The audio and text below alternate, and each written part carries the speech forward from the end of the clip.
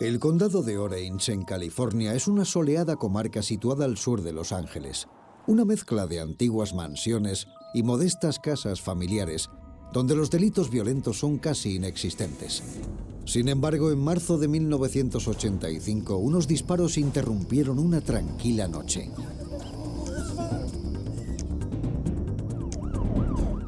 Envíen ayuda, por favor, es mi mujer. No sé qué ha pasado. Todavía no he ido arriba. Estoy asustado. No sé.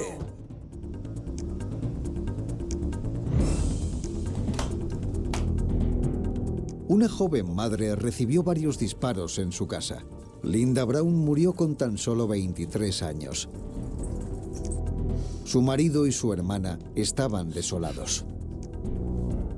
Creo que fue una historia de portada desde el principio, con todo tipo de trucos y aspectos dramáticos.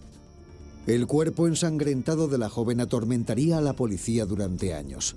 Lo que parecía un hogar común, en realidad era un lugar de turbulentos secretos.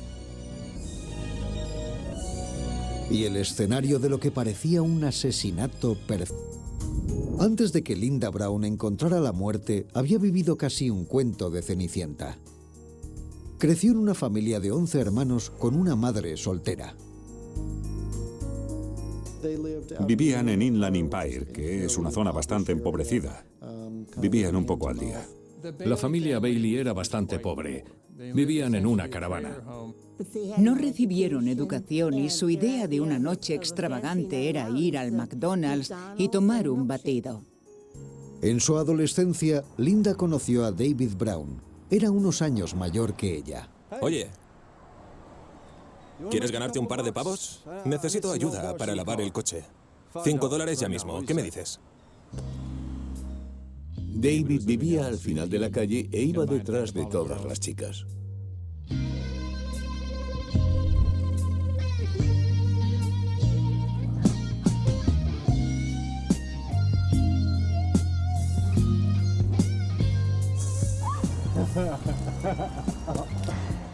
Bueno, pues te debo $5. Oye, ¿te apetecería ir a tomar un helado? Claro. Bien.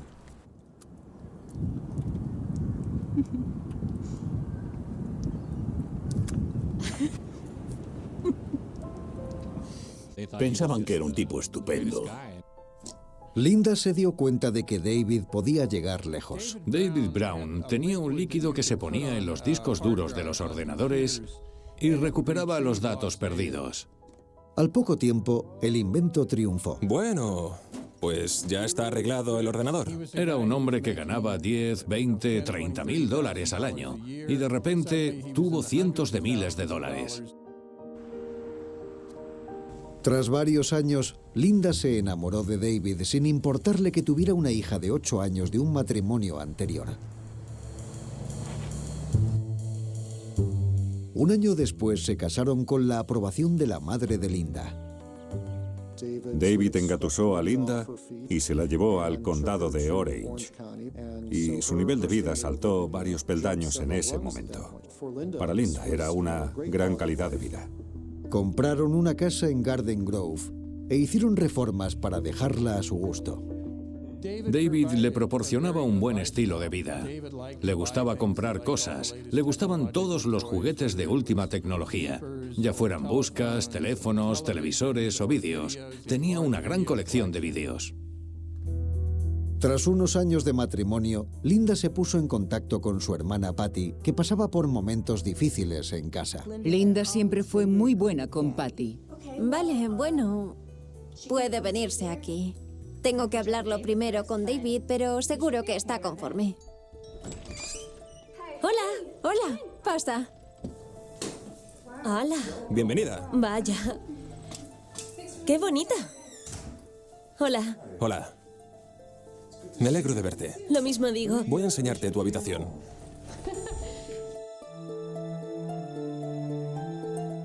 La habitación de Patty era el sueño de toda adolescente. Estoy lista. Vale, ábrelos. ¡Madre mía! ¡Gracias! De nada. Curiosamente estaba repleta de ropa bonita y tenía toda una colección de libros escritos para chicas de secundaria. En 1984 llegó otra niña al hogar, la hija de Linda y David, Crystal. Pero su casa no dejó de aumentar. Pronto se les unió Cinnamon, la hija de David. ¿Y esto? Bueno, ya sabes que acogimos a Patty. Parece que vamos a tener a alguien más a bordo. ¿Qué quieres decir? Quiero decir que la madre de Cinnamon está muy disgustada con ella y le ha dicho que puede quedarse aquí una temporada. Cinnamon sufría muchos altibajos emocionales. Le gustaba escabullirse sola y hablaba con un par de amigos imaginarios. Iba de camino a casa y de repente miré hacia abajo y vi esa cosa en el suelo y era... Cinnamon, ¿con quién hablas? ¿Con nadie?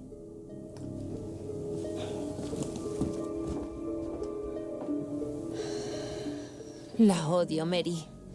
Cinnamon había tenido una vida llena de avances y retrocesos. No estaba muy unida a su madre. David, venga, el desayuno se queda frío. A sus 14 años, Cinnamon se fue a vivir con ellos en el otoño de 1984. Buenos días. Buenos días. Buenos días. Buenos días. ¡Qué buena pinta! ¿Dónde está mi sirope? Siempre me robas el sirope. Pregunta, Linda. ¿Tenemos sirope, cielo? Voy. Sin, únete a la familia. Ven a sentarte. Ponte cómoda, venga. La casa estaba al completo, pero se las arreglaban. Jugaban a juegos de cartas juntos en familia. Él contaba chistes, bromeaba y era el alma de la fiesta. Nunca estás de mi lado. Oh, venga ya, cielo. Vale, ¿lista? Sí. ¿Seguro que has entendido el juego? Sí, sé jugar. Venga, Vale, a vale, jugar. allá voy. Vamos, cielo. Juega. ¡Oh, genial! Oye, se le está dando bien. ¿Seguro que no entendías el juego? No, sí que lo entiendo. 3 para mí. ¿Qué estás Con diciendo? 2 chicas adolescentes, las discusiones surgían de vez en cuando. Parad. Vamos. Aún así, la familia se adaptó durante los 6 meses siguientes. Así es como tiene que ser. Hasta la noche del 19 de marzo de 1985, cuando se produjo la tragedia. Linda se había acostado porque tenía al recién nacido y estaba cansada. Y creo que no se encontraba muy bien. A David le costaba dormir. Padecía de insomnio y el bebé llorando no ayudaba. Después de medianoche salió a dar una vuelta en coche. Volvió a casa a eso de las 2 de la madrugada y cuando entró por la puerta, Patty estaba histérica, diciendo que había pasado algo. David preguntó que qué había pasado y después llamó al 911. 3 disparos. Es mi mujer. No sé qué ha pasado. Todavía no he ido arriba. Por favor, envíen ayuda. Enséñeme las manos, arriba las manos, ponga las manos en alto. Está Dese arriba. la vuelta, dese la vuelta. Está arriba. No sé qué ha pasado. ¿Qué ha pasado? No lo Siéntese, sé. ¿lleva algún arma encima? No. ¿Quién está en la otra habitación? Es mi cuñada. Ayuda. Arriba, por favor. ¿Quién está arriba? ¿Hay alguien arriba con un arma? No, mi mujer Muy está bien, arriba. quédese aquí. Quédese ahí. No se mueva, no se mueva. Linda Brown estaba muerta con 2 disparos en el pecho y su pequeña solo unos metros en la habitación de al lado. ¿Quién podría haber hecho algo tan atroz? Interrogaron a David a un lado de la habitación y a Patty al otro lado de la habitación. Se mostraba como un hombre que acababa de perder a su esposa. Voy a tomar una muestra, ¿de La acuerdo? policía siguió el procedimiento y comprobó las manos de David y Patty en busca de residuos de disparos. Con esto bastará. Necesito que me cuente lo mejor que pueda qué ha pasado exactamente esta noche. Vale. Cinnamon y Linda empezaron una pelea muy gorda y... ¡Patty! ¡Patty! Cuando volvió a salir tenía una pistola y me estaba apuntando. Y yo... ¿Había alguien más en casa aparte de ustedes 3? Solo yo y el bebé. ¿Oyó los disparos?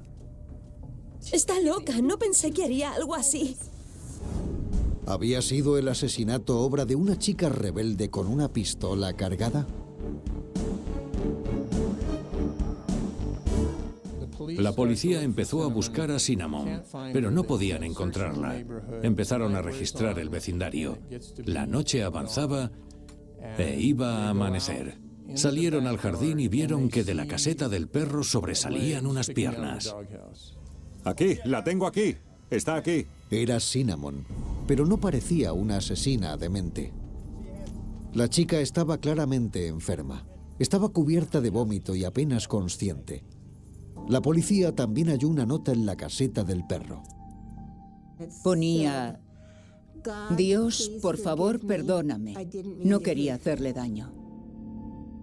Y eso consolidaba lo que David y Patty les habían contado. Aunque Cinnamon estaba un poco loca y celosa.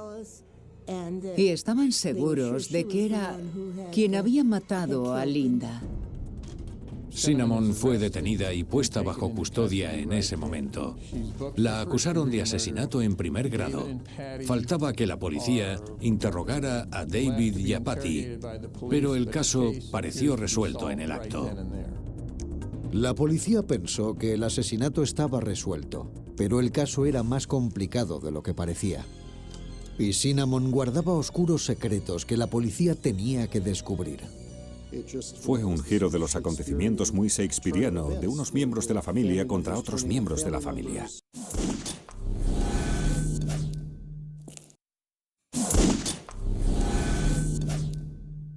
Linda Brown, una madre de 23 años, había muerto de 2 disparos en el pecho.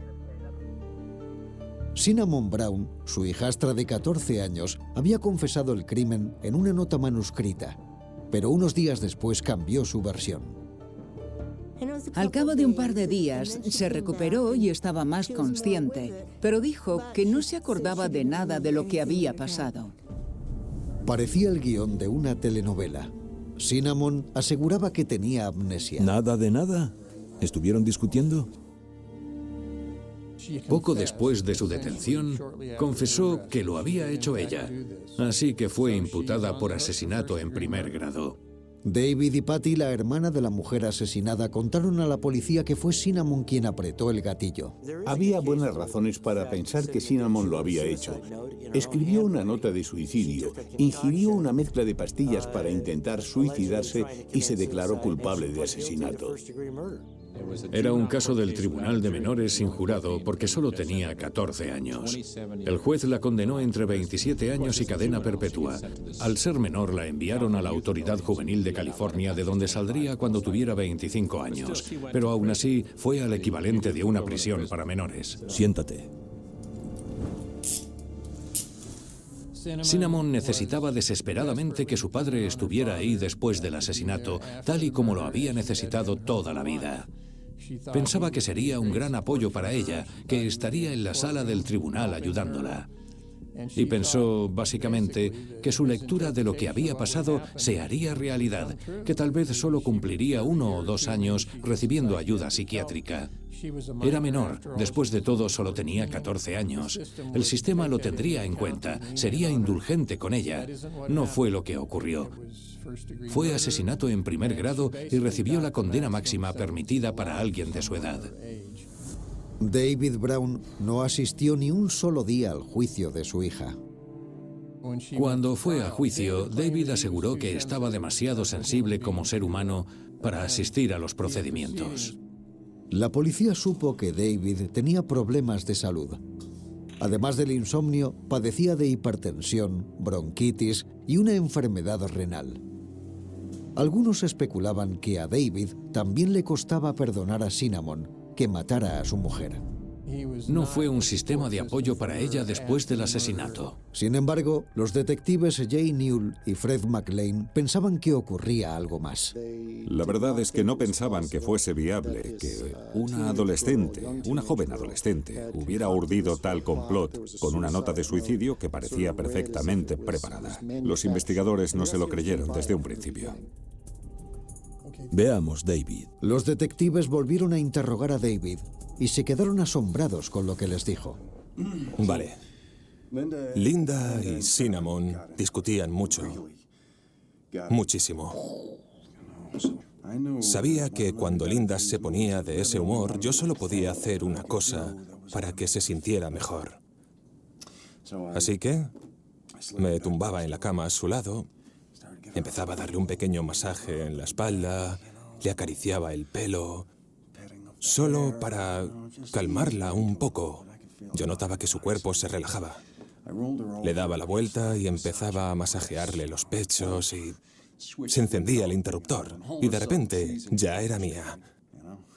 Porque así me gustaba provocarla. Me gustaba jugar con ella hasta que se excitaba.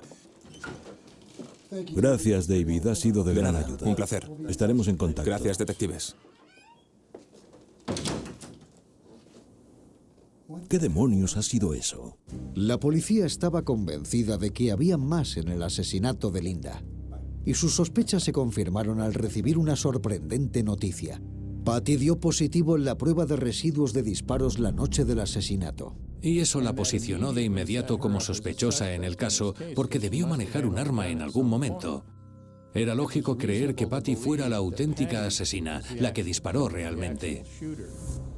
En fin, es algo incestuoso. Te quedas corto. ¿Qué opinas? Bueno, sabemos que Patty disparó el arma por sí. los residuos y culpó a Cinnamon. Sí. Ella estaba presente, era un testigo clave, ¿no? Esto es lo que creo que ocurrió esa noche. ¡Cinnamon! Cinnamon y Linda tuvieron una discusión terrible. Te he dicho 1000 veces que metas los platos en el lavavajillas. No soy tu criada. Tú no mandas, eres muy estúpida y siempre me estás gritando. Como siempre, Linda estalló en el piso de arriba y David la siguió para calmarla. Patty lo vio y pensó, esta es la mía, es mi momento.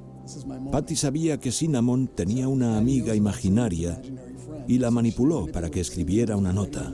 Cinnamon, oye, he hablado con Mary y me ha dicho que tienes que escribir una carta a Linda para disculparte por hacerle daño, ¿vale?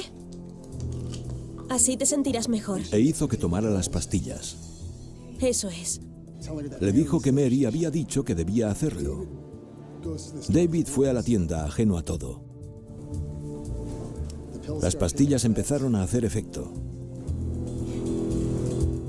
Patty arrastró a Cinnamon hasta la caseta del perro. Subió al piso de arriba y disparó a Linda. Cuando David volvió, Linda estaba muerta, Cinnamon estaba incriminada y Patty podía estar en casa con el hombre que amaba. Por eso Patty tenía residuos en las manos. Quería ocupar el lugar de Linda, casarse con David y ser la mujer de la casa.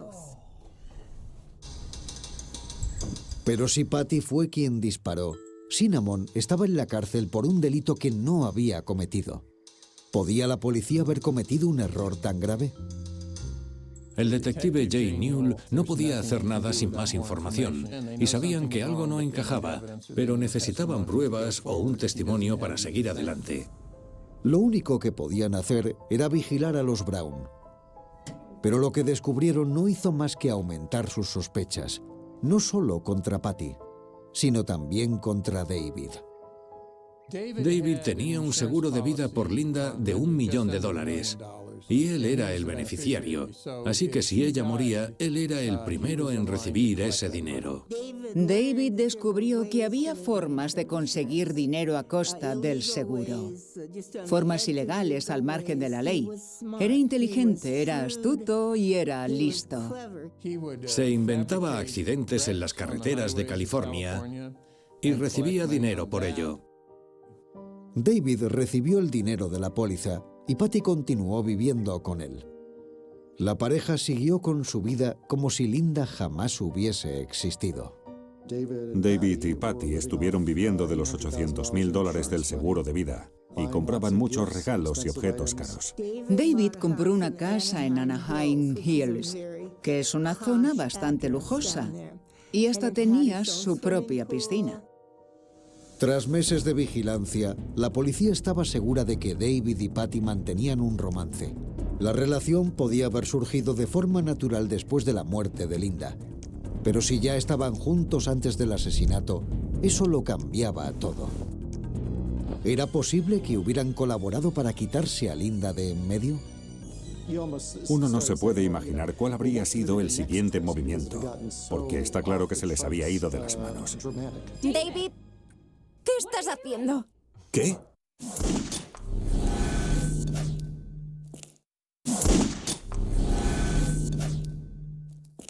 En 1988, Cinnamon Brown llevaba 2 años cumpliendo una condena de 27 por el asesinato de su madrastra, Linda Brown. Ahora, a sus 17 años, era una interna modélica. Me quedé sorprendida cuando me enteré de que Cinnamon había cometido el crimen y había matado a su madrastra. Después de conocerla y saber el tipo de persona que era, me parecía increíble. La noche del asesinato, Cinnamon confesó haber disparado a Linda, pero después aseguraba tener amnesia. Yo no sé nada. Sabemos que hay algo más, tiene que haberlo. No me acuerdo.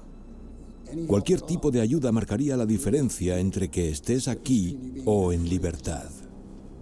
Vamos, Cinnamon. Ya se lo he dicho, no me acuerdo. Al menos ahora Cinnamon tenía el apoyo de su querido padre.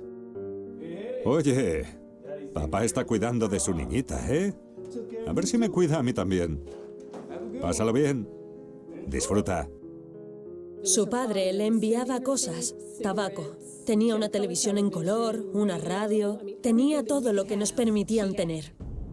A pesar de que David le enviaba regalos, no contaba a Cinnamon nada de su vida con Patty. David y Patty estaban juntos y vivían en una casa fantástica en un lugar llamado Summit Ridge. Vivían a lo grande. David no solo cuidaba de Patty de un modo evidente. Tuvo una hija con ella a la que llamaron Heather. Solo 2 años después del asesinato de Linda, David se casó con ella, la hermana de su esposa asesinada. David se casó con Patty, lo cual añadió un nivel de intriga más a la historia.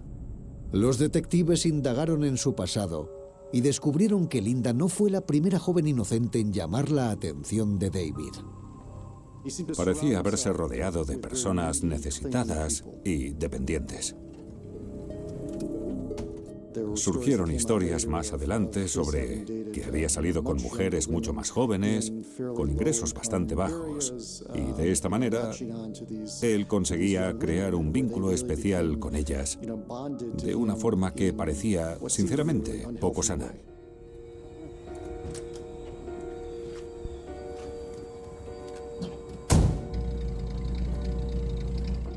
David Brown tenía la cara con marcas de viruela.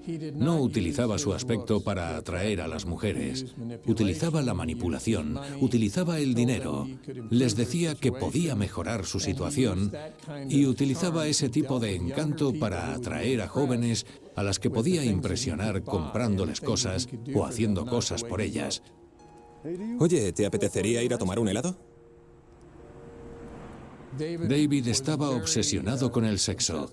Hablaban de ello en la familia, de algo llamado besos Cinnamon. ¿Preparados? ¿Listos? ¡Ya! 1.000, 2.000, 3.000... David, ¿qué estás haciendo? ¿Qué? Te pedí que no jugaras más a esto. Es solo un juego. Nos lo estamos pasando bien y tú te estás enfadando por nada. No sé por qué... Me da igual. Te he dicho que no me siento cómoda cuando jugáis a esto. Me parece ridículo. ¿Podéis jugar a otra cosa? Vale, está bien, jugaremos a otra cosa. ¿Contenta? Sí. Vaya. Bueno. No es que tuviera una personalidad tremendamente atractiva desde fuera, pero tenía una influencia extraña sobre esas mujeres. No sé cómo conseguía David ser tan activo sexualmente porque estaba enfermo. Tomaba muchos medicamentos, pero a veces practicaba el sexo 3 o 4 veces al día con esas jóvenes. Y parece que ahí iba a parar toda su energía. Vamos, cielo. ¿Dónde vamos? Vamos a dar una vuelta.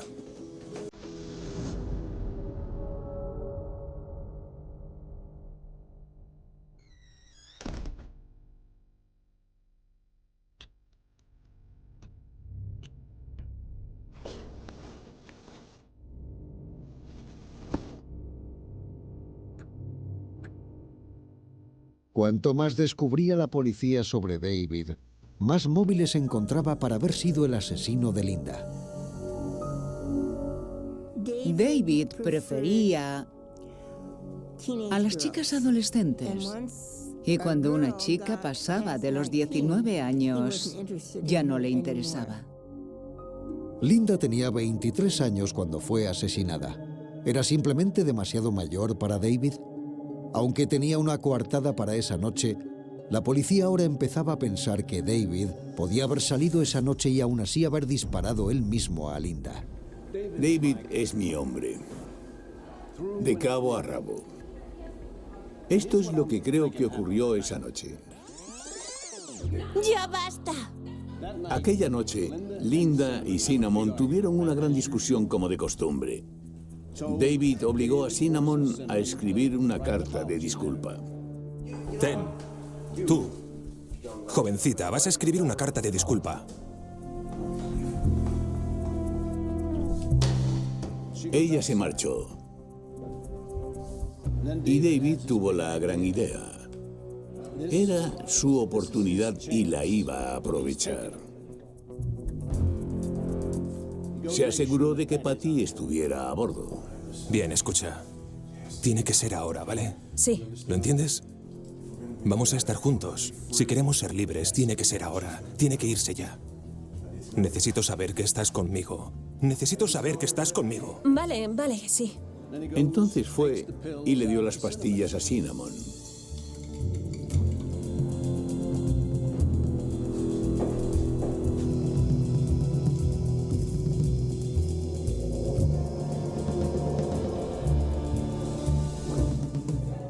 Cuando se quedó inconsciente, subió y disparó a Linda.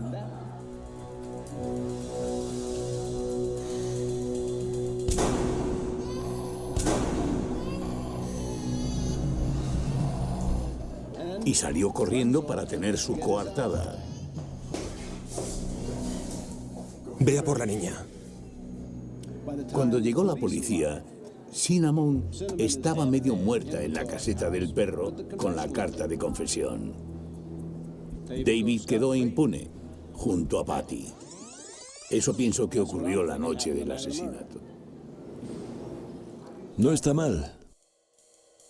David no tenía restos de disparos en las manos, pero la policía pensaba que podía haber llevado guantes. Los detectives sabían que jamás confesaría y se volvieron a centrar en la persona que esperaban que los ayudara, Cinnamon. Sola en la cárcel, estaba aprendiendo a pensar por su cuenta. Cinnamon, ¿sigues teniendo pesadillas? A veces. ¿Te acuerdas de la última que tuviste? Estaba en un pasillo. Nunca había estado separada de su padre. Nunca se había alejado de su influencia, ni de su manipulación, ni de sus juegos mentales. Fue a la cárcel. Empezó a recibir educación. Empezó a recibir ayuda psiquiátrica. Empezó a tener amistades. Bueno, Cinnamon, tengo que decirte que estoy muy impresionado con tu análisis de Hamlet. Gracias. Esto es material de universidad, ¿te das cuenta? ¿Tienes planes de ir a la universidad? No lo había pensado. Y de pronto, después de su 18 cumpleaños, se enteró de algo que tambaleó la confianza que tenía en su padre para siempre. Hola. Oye, ¿sabes de qué me he enterado? De que tu padre ha tenido un bebé nuevo con Patty. ¿Cómo lo oyes? Patty. ¿Qué? Sí, supongo que eso explica por qué ella no se ocupa de ti. Buena suerte. Cuando Cinnamon se enteró, se dio cuenta de que la habían engañado. No sabía que se había casado con Patty, ni que tenían una hija. Rota y traicionada, tomó una arriesgada decisión. Soy Cinnamon Brown. Tengo... Entonces dijeron a Jay que Cinnamon quería hablar. Era la única que estaba pagando las consecuencias en la cárcel por la muerte de Linda. Sin duda llegó a la conclusión de que eso no era justo. Tengo entendido que tienes algo que contarnos.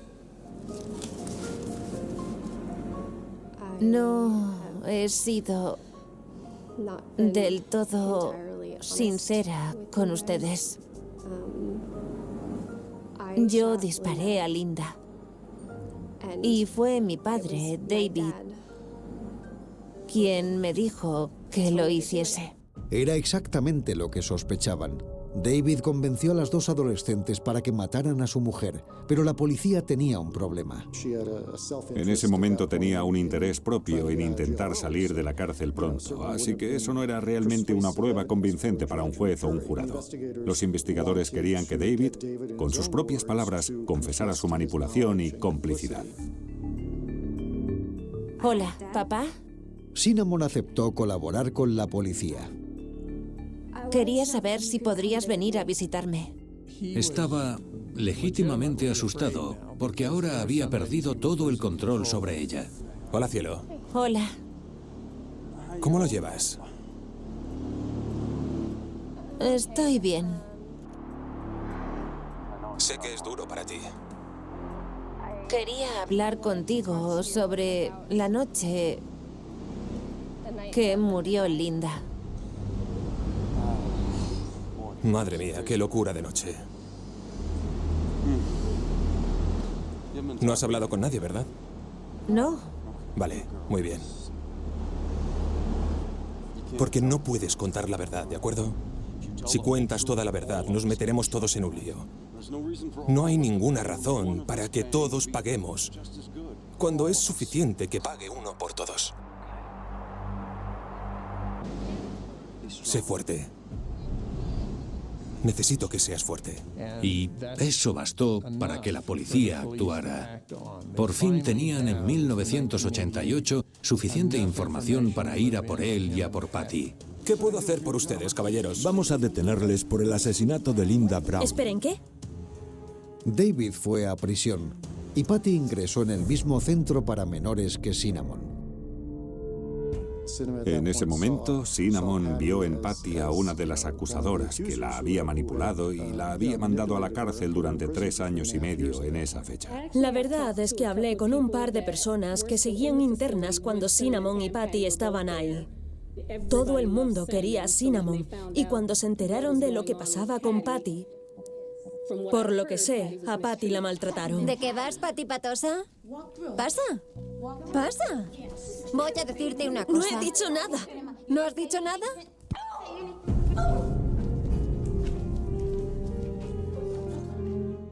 Lo que empezó a ocurrir entre las dos jóvenes que estaban en prisión fue que poco a poco se dieron cuenta de que las dos eran víctimas de la misma persona. Hola. ¿Te gusta estar aquí? ¿Crees que me merezco estar aquí? No. ¿Crees que tú te mereces estar aquí? Tal vez. O tal vez no. Así que, ¿por qué estamos aquí? Lo sabes bien. Sí. Sí, lo sé.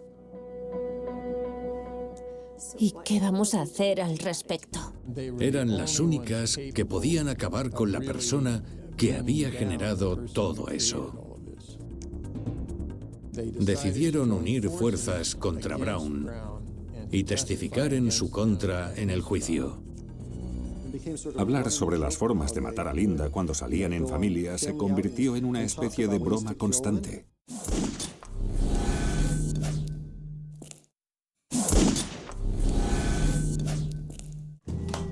Tres años y medio después del asesinato de Linda Brown, su marido David y su hermana Patty fueron acusados del crimen. Pero antes de que el caso llegara a juicio, David hizo una última y atrevida jugada para salvarse. David Brown fue detenido e hizo en la cárcel lo que llevaba haciendo toda su vida. Pensó que podía manipular a la gente para conseguir exactamente lo que quería. David trató de convencer a un interno que iba a ser puesto en libertad. Tenía una solución mortal para sus problemas.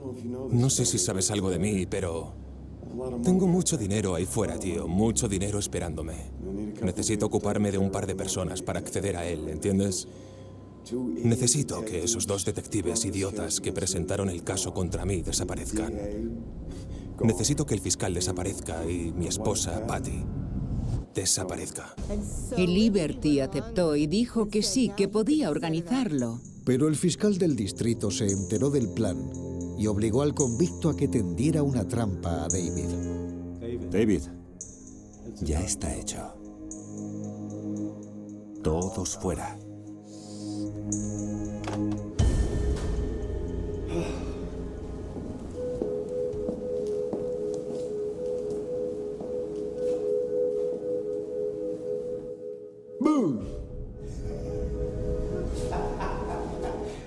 ¡Sorpresa!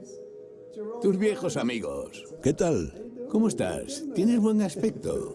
Oye, hemos estado hablando con un amigo tuyo, Liberty algo. Un gran tipo. Fue una buena charla. ¿Te gusta tu habitación? Tienes un lavabo completo ahí dentro. Sí, bonita habitación. Genial, huele bien. Sí.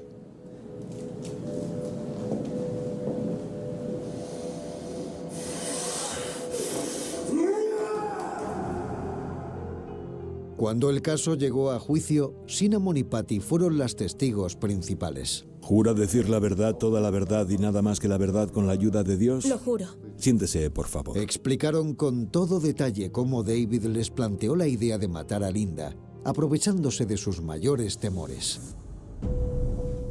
Va a matarme. Va a matarme.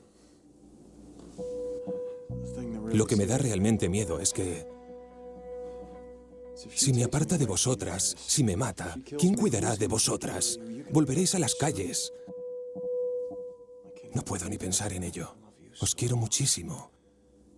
Pero ahora, si me queréis, tenéis que demostrármelo. Le lavó el cerebro. Lo único que escuchaba un día tras otro era que algún día llegaría a casa del colegio y su padre estaría muerto.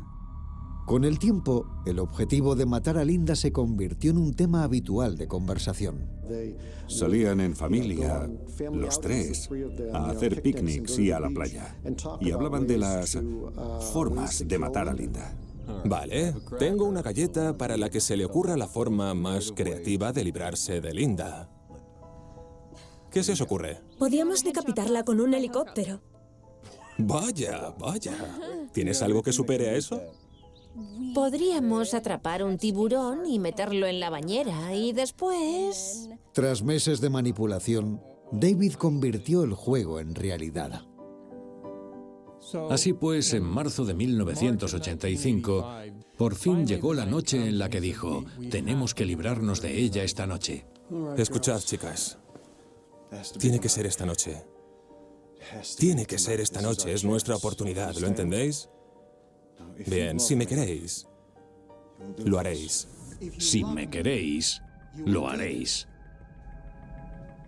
Con esas palabras, David Brown manipuló y lavó el cerebro a 2 adolescentes para que cometieran el asesinato por él. Lo que ocurrirá si me pillan es que me encerrarán el resto de mi vida. Y estoy demasiado enfermo para eso. Alegó que su salud era demasiado frágil. Le he estado dando muchas vueltas. Y dijo a Cinnamon que como ella era la más joven, recibiría una condena menor. Yo no puedo, que lo haga Patty. Es que Patty no puede porque es mayor que tú. Dijo a Cinnamon que Patty tenía que cuidar de un Ella bebé. cuidará del bebé. Ella no podía hacerlo y tenía que ser Cinnamon. Cuando la policía venga a por ti, te meterán en un centro de menores 6 meses o 1 año, nada. Volverás a salir, seguiré cuidando de ti cuando estés dentro. Y cuando salgas, seguiré cuidando de ti. ¿Vale? Si me quieres, cielo, si me quieres, lo harás por mí. ¿Podrás? ¿Sí? Bien. Bien, vale. Ahora te voy a dar unas pastillas, ¿vale? Que parezca un suicidio. Vas a escribir una nota. Pero no te voy a dar las pastillas como para matarte. Solo para quedarte inconsciente. Parecerá que estás hecha polvo, ¿vale? Dejó el arma a Cinnamon. Ya sabes qué hacer. Y después la drogó. Te van a dormir, ¿vale? Yo me voy a ir. Le hizo escribir la nota y después se fue a montar su coartada.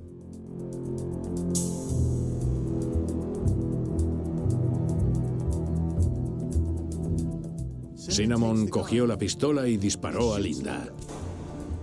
Linda estaba herida. Cinnamon intentó volver a dispararla, pero la pistola se atascó. Linda estaba inconsciente. Cinnamon entró en pánico y acudió a Patty. Tienes que ayudarme, no puedo. ¿Qué quieres que haga? ¿Qué pasa?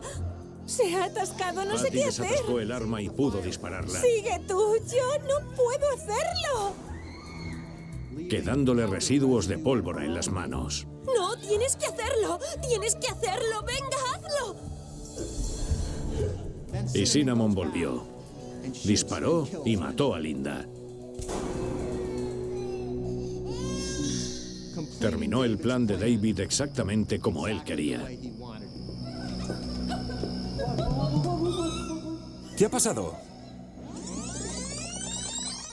David, en su defensa, dijo que él no lo hizo, que no estuvo ahí y que no apretó el gatillo. Ahí están las asesinas. Cinnamon y Patty. Mi familia. Ahí están las asesinas. Se llevaron a mi esposa. Y les diré algo más. Si les dejan en libertad, creo que matarán de nuevo. El jurado deliberó durante 7 horas antes de tener un veredicto. Que el acusado se ponga en pie, por favor. Lo condenaron a cadena perpetua sin derecho a la condicional. Cinnamon y Patty también rindieron cuentas por su participación en el asesinato. Patty fue juzgada y condenada a 4 años por su papel en el asesinato de su hermana. Salió de la cárcel a los 25 años y recuperó la custodia de su hija Heather. Crystal, la hija de David y Linda, quedó a cargo de la madre de este. Justo a tiempo, Cinnamon se dio cuenta de algo atroz. Las pastillas que le dio su padre seguramente tenían como fin matarla. Cinnamon no pensó que estaba tomándose una sobredosis de nada. David le aseguró que sobreviviría. Si no hubiese vomitado las pastillas que se tomó, seguramente habría muerto. No volvió a tener contacto con David desde el juicio. Cinnamon salió en libertad a los 21 años y continuó viviendo con su propia familia. Cinnamon ha llevado una buena vida y pienso que le ha ido bastante bien. Se ha convertido en una persona independiente, ha salido de la cárcel y luchado por conseguir una buena vida. En mi opinión es una historia terrible, pero hay algo de redención en ella. David Brown nunca reconoció su culpabilidad en el asesinato de Linda. Claramente era un sociópata. Claramente era alguien a quien no le interesaba a nadie, salvo él. Y estaba dispuesto a lanzar a los leones a familiares, a parientes consanguíneos, familiares políticos, si eso le ayudaba. Era un cobarde, que no tenía la capacidad de cometer un acto como ese él solo. Siempre necesitaba a otras personas para hacer el trabajo sucio por él, y siempre iba tras personas que eran vulnerables para que hicieran algo como eso. Demuestra la profundidad de la influencia que tiene un padre sobre su hijo. Ese es el centro de toda esta historia. Su frase de manipulación era: si me quieres, lo harás por mí. Si yo no estoy, lo perderás todo. No hay nada peor que un padre pueda decir a un hijo. Obviamente Cinnamon era el eslabón perdido. Su testimonio y lo que consiguió que dijera su padre en las grabaciones de la cárcel consiguieron montar el caso contra él. Si hubiera muerto, seguramente habría sido el asesinato perfecto. La llamada llegó a las 3:17 de la madrugada, una voz rota, apenas un susurro y luego silencio, un silencio tan profundo que, durante años, nadie pudo llenarlo. Madrid, invierno de 1998. El frío se colaba por las calles estrechas como una advertencia. En un edificio antiguo del barrio de Lavapiés, una puerta entreabierta, una luz encendida y dentro, una escena que marcaría a toda una comunidad. No había signos de lucha evidentes, no había ventanas rotas, no había gritos registrados por los vecinos. Solo un cuerpo inmóvil y una pregunta que nadie pudo responder. ¿Quién estuvo allí esa noche y cómo desapareció sin dejar rastro? Los titulares estallaron en cuestión de horas. Misteriosa muerte en el centro de Madrid. Sin sospechosos, sin testigos. Cold Case en pleno corazón de la ciudad. La policía acordonó el lugar, recogió cada huella, cada fibra, cada partícula de polvo, pero algo no encajaba. Todo estaba demasiado limpio, demasiado silencioso, como si alguien hubiera borrado su presencia con precisión quirúrgica. La víctima no era una figura pública. No tenía enemigos conocidos. No había amenazas previas, ni conflictos recientes.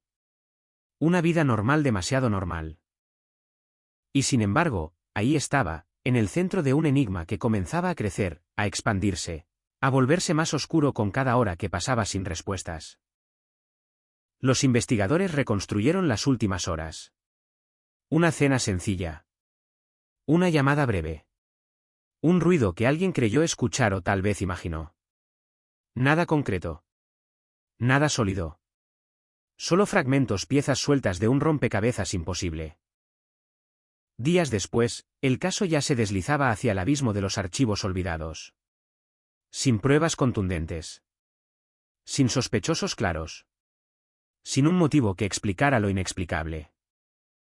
Los medios comenzaron a perder interés, pero en las calles, en los pasillos del edificio, en las miradas esquivas de los vecinos, el miedo seguía ahí. Porque alguien había estado dentro. Y nadie lo vio salir. Pasaron semanas. Luego meses. Luego años. El expediente se volvió más grueso, pero no más claro. Testimonios contradictorios. Pistas falsas. Sospechas que se desvanecían antes de tomar forma. Cada intento de avanzar terminaba en el mismo punto muerto, como si el caso estuviera diseñado para no resolverse nunca. Y entonces un detalle. Pequeño. Casi invisible. Perdido entre cientos de páginas. Una muestra olvidada, una huella biológica que en 1998 no podía decir nada, pero que, décadas después, cambiaría todo. Pero en ese momento, nadie lo sabía. Madrid seguía adelante. La ciudad olvidaba. El expediente se archivaba. El caso se convertía en otro nombre más dentro de una lista interminable de misterios sin resolver. Pero algo permanecía. Una sensación. Una grieta. La certeza de que la verdad seguía ahí esperando en silencio. La ciudad había aprendido a vivir con la ausencia, como si el silencio pudiera convertirse en costumbre, como si las preguntas sin respuesta terminaran por desgastarse con el tiempo, pero dentro de ese expediente olvidado, enterrado bajo capas de polvo y años, algo seguía latiendo. Débil, persistente, como una señal que se negaba a desaparecer. Los investigadores que habían trabajado el caso en 1998 ya no estaban. Algunos se jubilaron, otros cambiaron de destino, y unos pocos simplemente dejaron de hablar del tema. Cada uno se llevó consigo fragmentos, intuiciones, sospechas que nunca lograron convertirse en pruebas. Porque eso era lo más inquietante de todo, no era un caso sin pistas, era un caso con demasiadas. Todas incompletas, todas inconexas, todas inútiles. En los primeros días, hubo un nombre que apareció más de una vez. Un vecino. Siempre presente en los relatos, pero nunca lo suficiente como para convertirse en sospechoso. Su rutina encajaba, su coartada resistía, su comportamiento no levantaba alarmas. Y sin embargo algo no terminaba de convencer a uno de los agentes. Una mirada demasiado rápida. Una respuesta demasiado preparada. Una calma fuera de lugar. Pero sin pruebas no había caso. Y el tiempo siguió avanzando. Los archivos se cerraron. El caso fue etiquetado oficialmente como sin resolver. Otro cold case más en una ciudad que acumulaba historias sin final. Las carpetas fueron trasladadas a una sala más pequeña, menos visitada, donde los expedientes dormían esperando que alguien, algún día, los despertara. Y ese día tardó más de 2 décadas en llegar. Año 2023. Una nueva generación de investigadores revisa casos antiguos. No por presión mediática. No por nuevas denuncias. Sino por algo más frío, más sistemático. Tecnología. Bases de datos. ADN. El mismo material que en 1998 no pudo hablar ahora tenía voz. La muestra olvidada reapareció durante una revisión rutinaria. Una etiqueta amarillenta. Un código casi ilegible. Un registro que apenas ocupaba una línea en el informe original. Pero era suficiente. Suficiente para reabrir la herida. El laboratorio procesó la evidencia con técnicas que en los años 90 eran impensables. Amplificación genética. Comparación automatizada. Cruce con bases de datos nacionales e internacionales. Lo que antes era silencio ahora era información.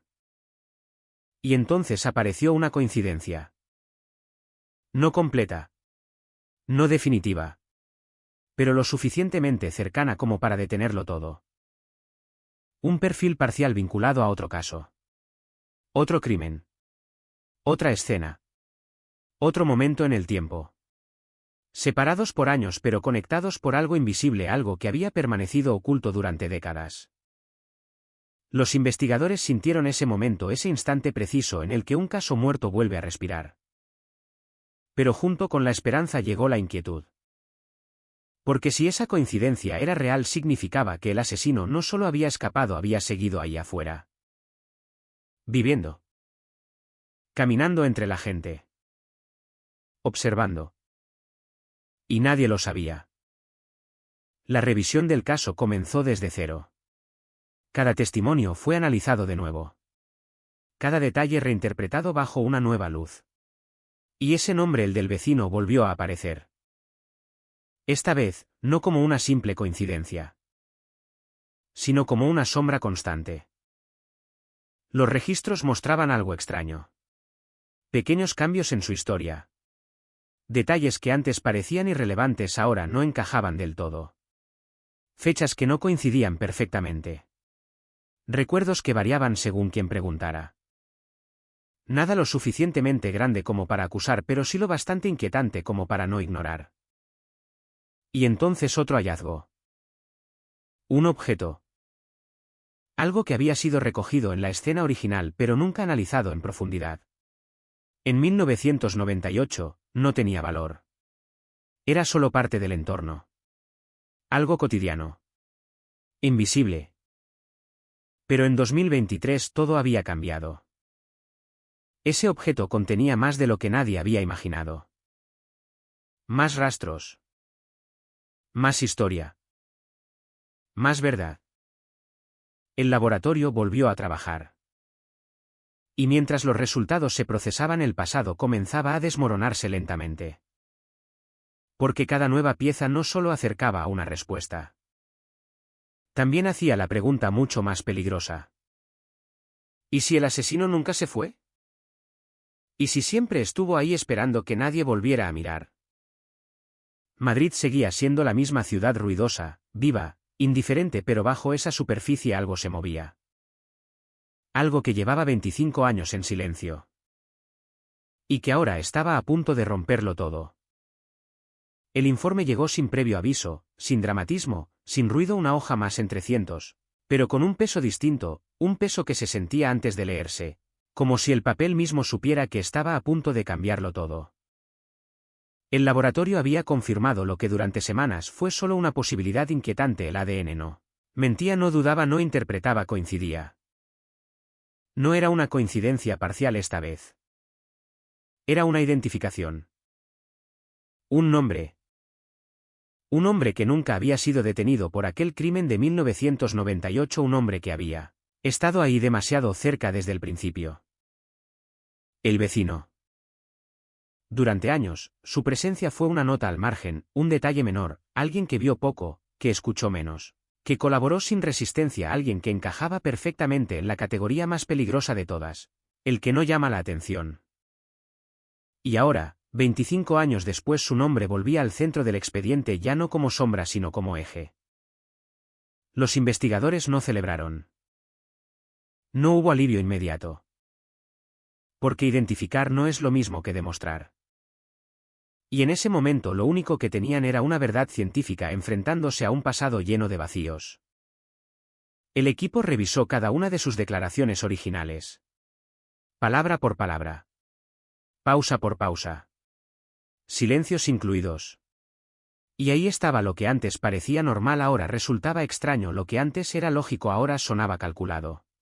Había dicho que no escuchó nada. Había dicho que durmió toda la noche.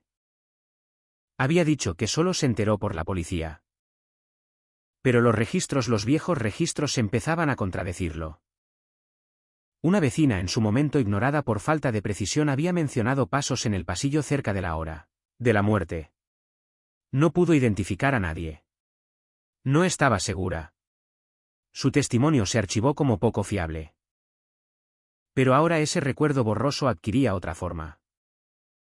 Otro peso. Otra dirección. El equipo decidió vigilar. Sin alertas. Sin movimientos bruscos. Porque si había algo claro era que durante 25 años ese hombre había logrado algo casi imposible: vivir sin levantar sospechas. Su vida era simple. Trabajo estable. Rutinas previsibles. Sin antecedentes violentos. Sin denuncias. Sin errores visibles. Un perfil que, en cualquier otro contexto, habría pasado completamente desapercibido. Y tal vez ese era el error. Porque nadie se oculta mejor que quien no necesita hacerlo. Las nuevas pruebas comenzaron a acumularse lentamente. No eran explosivas. No eran definitivas. Pero eran consistentes. Cada una apuntaba en la misma dirección como piezas de un mecanismo que finalmente empezaba a encajar. El objeto encontrado, aquel que en 1998 fue ignorado, reveló un segundo perfil genético. El mismo. Sin margen de duda. Ya no era solo presencia. Era contacto. Contacto directo con la escena. Contacto que no podía explicarse con una simple coincidencia. Y aún así faltaba algo. Siempre faltaba algo. Porque el caso no solo exigía un culpable, exigía una historia completa, una secuencia, un motivo, una verdad que pudiera sostenerse ante cualquier interrogatorio. Y ese era el siguiente problema. El motivo no existía. No había conexión evidente entre la víctima y el sospechoso. No compartían trabajo. No tenían relación personal. No había conflictos documentados. Nada que justificara lo ocurrido. Nada excepto la proximidad. Pared con pared. Puerta con puerta. La cercanía más peligrosa de todas, la que convierte lo cotidiano en amenaza. El equipo comenzó a reconstruir no solo los hechos sino las posibilidades. ¿Qué ocurre cuando dos vidas se cruzan sin conocerse? ¿Qué ocurre cuando alguien observa en silencio durante demasiado tiempo? Las respuestas no estaban en los archivos. Estaban en la mente de alguien que durante 25 años no cometió errores. Y eso era lo más inquietante. Porque los culpables cometen errores. Siempre. Pero este no. O al menos no hasta ahora. La orden de detención no llegó de inmediato. Era demasiado arriesgado. Demasiado frágil. Necesitaban más. Algo que no dejara espacio a la duda. Algo que cerrara el círculo. Mientras tanto él seguía ahí. Caminando por las mismas calles. Entrando y saliendo del mismo edificio. Saludando a los mismos vecinos. Como si nada hubiera cambiado. Como si el tiempo no existiera. Pero el tiempo siempre deja marcas. Y esta vez las marcas estaban empezando a hablar. Las cámaras comenzaron a seguir sus movimientos. Sus hábitos. Sus trayectos. Todo parecía normal. Demasiado normal. Pero incluso en la rutina hay grietas. Un cambio de horario. Una visita inesperada. Un lugar al que no había ido antes. Pequeños detalles casi invisibles pero suficientes para levantar una nueva pregunta. ¿Sabía algo? ¿Había sentido de alguna forma que el pasado estaba regresando? Los investigadores no podían asegurarlo. Pero algo era evidente. El caso ya no estaba muerto. Y alguien estaba empezando a ponerse nervioso. Porque cuando el silencio se rompe después de 25 años, no hay forma de detener lo que viene después. El cambio fue casi imperceptible, tan sutil que, de no estar observando con obsesión, nadie lo habría notado, pero estaba ahí en la forma en que cerraba la puerta, en la rapidez con la que desviaba la mirada en esos segundos de más antes de responder una pregunta trivial. Algo se estaba quebrando. Durante 25 años, su vida había sido una línea recta, predecible, limpia, sin sobresaltos, y ahora, por primera vez, esa línea comenzaba a temblar. Los investigadores lo sabían. No porque tuvieran una confesión. No porque existiera una prueba final. Sino porque el comportamiento humano, cuando se presiona lo suficiente, siempre revela grietas. La vigilancia se intensificó. Cámaras. Seguimientos discretos. Registros de movimientos. Cada paso documentado. Cada gesto analizado. Y aún así todo parecía normal, pero no lo era. Nunca lo es. Porque la normalidad, cuando es forzada, se vuelve rígida. Artificial. Y él estaba empezando a actuar. Salía a la misma hora, pero miraba más veces hacia atrás. Compraba lo mismo, pero dudaba unos segundos antes de pagar. Saludaba, pero sin sostener la mirada. Detalles pequeños, insignificantes para cualquiera, pero para quienes llevaban semanas observándolo eran señales. Señales de presión. Señales de miedo. O algo peor. Señales de memoria. El equipo decidió dar el siguiente paso. Una entrevista informal. Nada oficial. Nada que lo pusiera en alerta. Solo una conversación, una excusa, una revisión rutinaria de antiguos residentes del edificio. Un procedimiento común, aparentemente inofensivo. Aceptó sin resistencia. Como lo había hecho en 1998.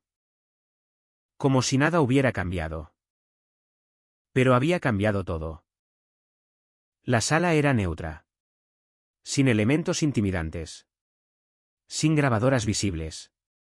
Solo dos agentes y él. Las primeras preguntas fueron simples. Datos básicos. Recuerdos generales. Rutinas. Vecinos. Todo dentro de lo esperado. Su voz era estable. Su tono controlado. Demasiado controlado. Cuando le preguntaron por aquella noche, hizo una pausa. Breve.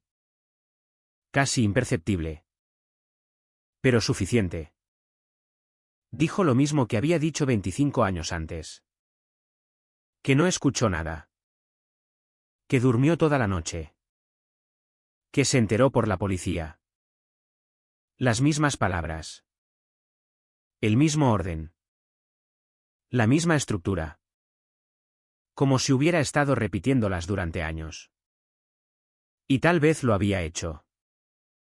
Pero esta vez algo no encajó. Uno de los agentes mencionó un detalle pequeño, aparentemente irrelevante, un ruido en el pasillo reportado por una vecina. Su reacción fue inmediata. Demasiado inmediata.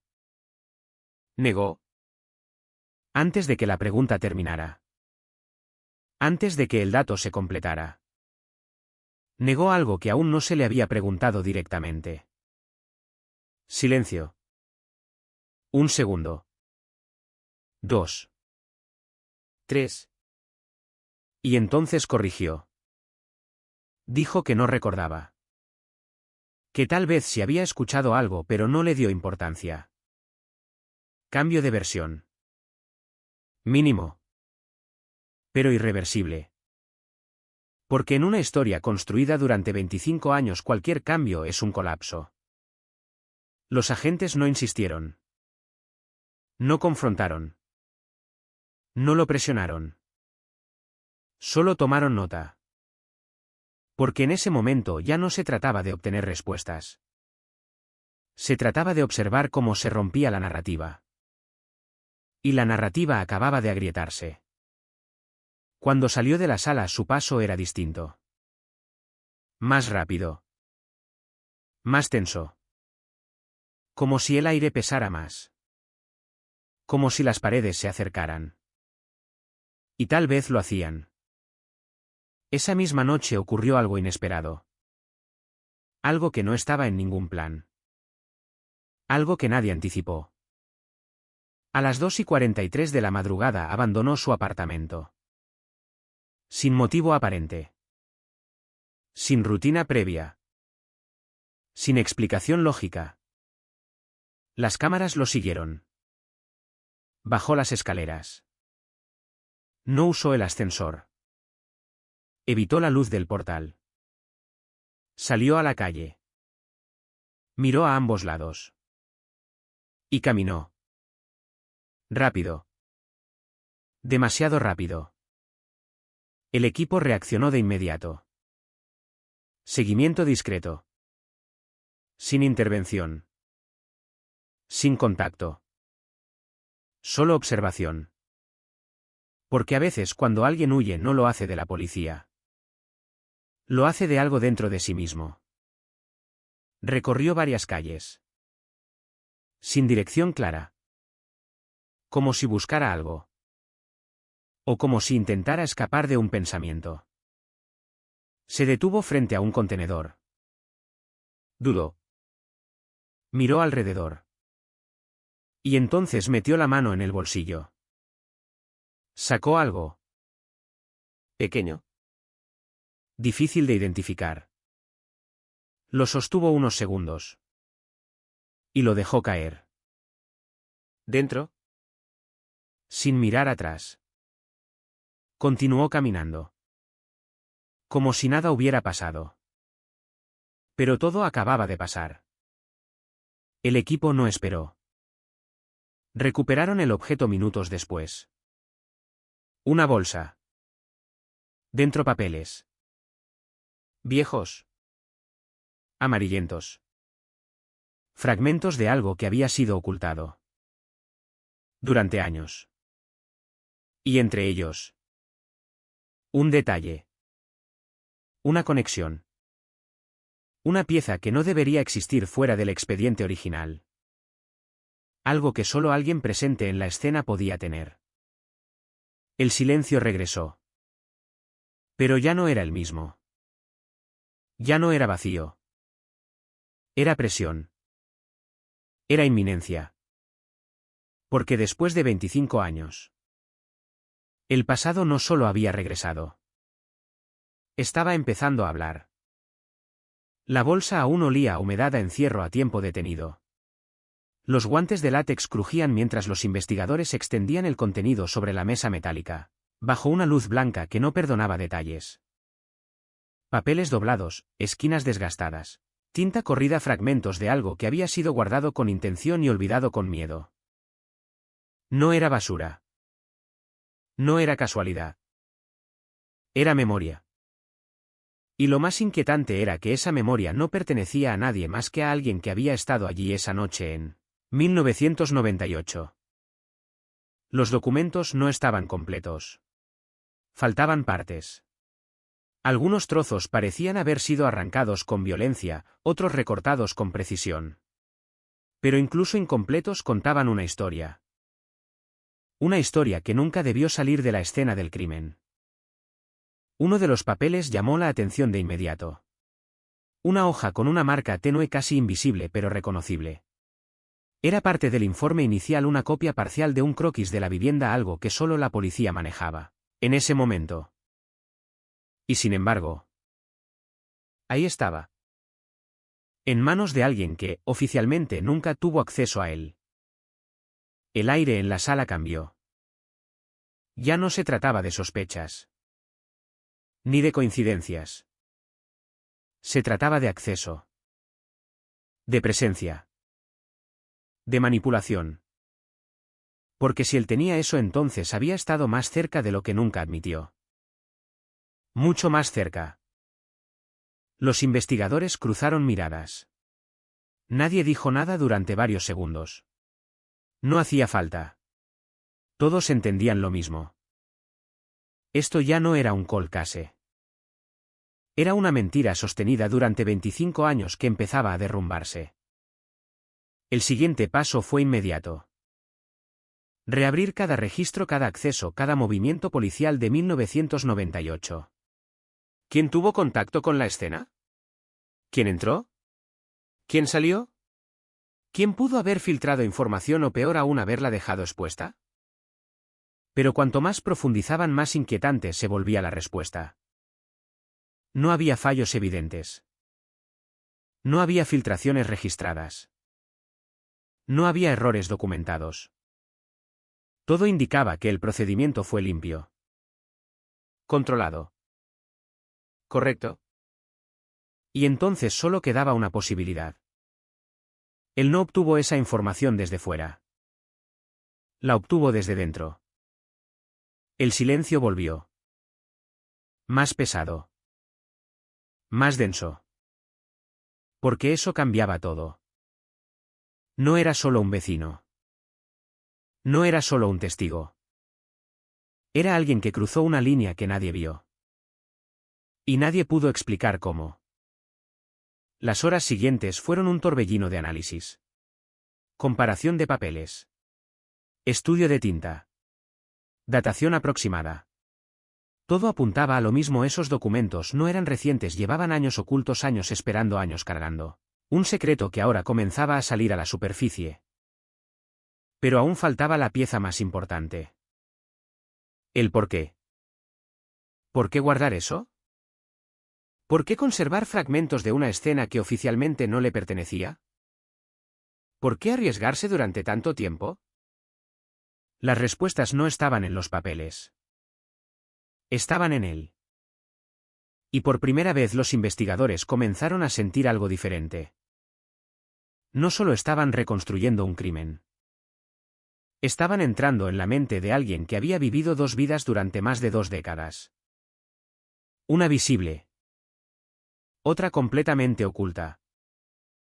Y ambas empezaban a chocar. La vigilancia no se detuvo. Se volvió más intensa. Más cercana. Más constante. Cada movimiento ahora tenía un nuevo significado. Cada gesto una posible señal. Y lo que antes parecía nerviosismo ahora se transformaba en otra cosa. Urgencia. Como si el tiempo se hubiera agotado. Como si supiera que ya no había vuelta atrás. Esa misma noche volvió a salir. Pero esta vez no caminó sin rumbo. Tenía dirección. Tenía propósito. Se dirigió a un lugar que no aparecía en su rutina habitual. Un edificio antiguo abandonado, en parte olvidado por la mayoría, pero no por él. Entró sin dudar. Como si ya hubiera estado allí antes. Como si conociera cada rincón. El equipo esperó. No intervinieron de inmediato. Porque lo que estaba ocurriendo era más valioso que cualquier detención apresurada. Era comportamiento. Era revelación. Pasaron minutos. Luego más. Demasiado tiempo para una simple visita. Finalmente salió. Pero algo había cambiado. Sus manos. Temblaban. Levemente.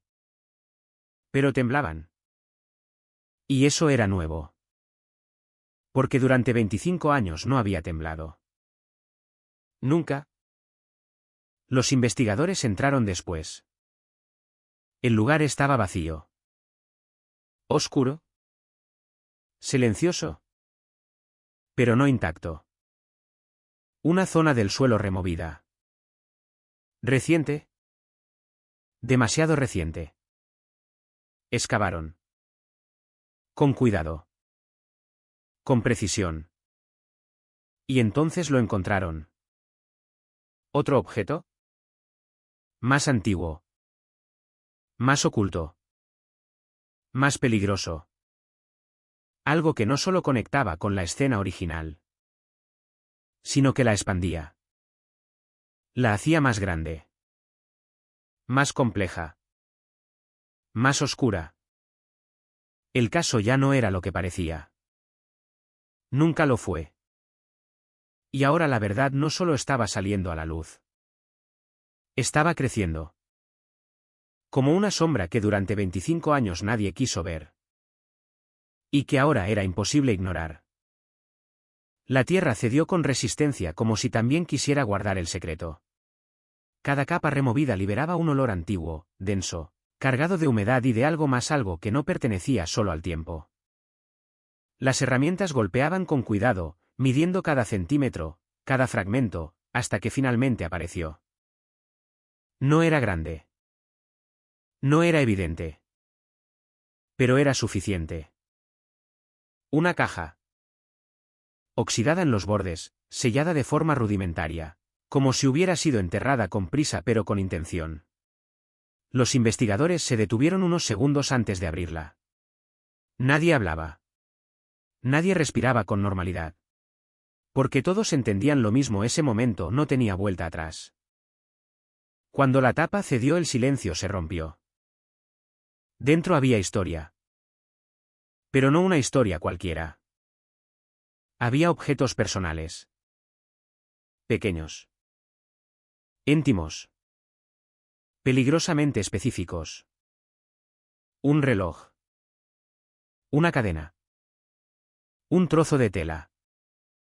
Elementos que no figuraban en el inventario oficial de la escena de 1998. Elementos que nunca debieron desaparecer. Y sin embargo, alguien los tomó. Alguien los guardó. Alguien los enterró. El aire se volvió más frío. Más pesado. Porque eso no era solo ocultar pruebas. Eso era conservar recuerdos. Recuerdos que nadie más tenía derecho a poseer. El equipo documentó cada detalle. Fotografías. Medidas. Posición exacta. Todo registrado con precisión quirúrgica. Pero incluso en medio del procedimiento algo no encajaba. ¿El orden? La disposición. No era aleatoria. Los objetos estaban colocados con una lógica interna, como si siguieran un patrón, una narrativa que solo una persona podía entender. Y eso lo hacía más inquietante. Porque no se trataba de esconder. Se trataba de preservar. Como si ese lugar fuera un archivo personal. Un archivo secreto. De alguien que nunca dejó el pasado atrás. Las pruebas fueron trasladadas al laboratorio. El análisis comenzó de inmediato. Y mientras los resultados llegaban, una idea comenzó a tomar forma. ¿Lenta? ¿Oscura? Persistente. ¿Qué clase de persona guarda algo así durante 25 años? ¿Qué clase de mente necesita volver a ese momento una y otra vez?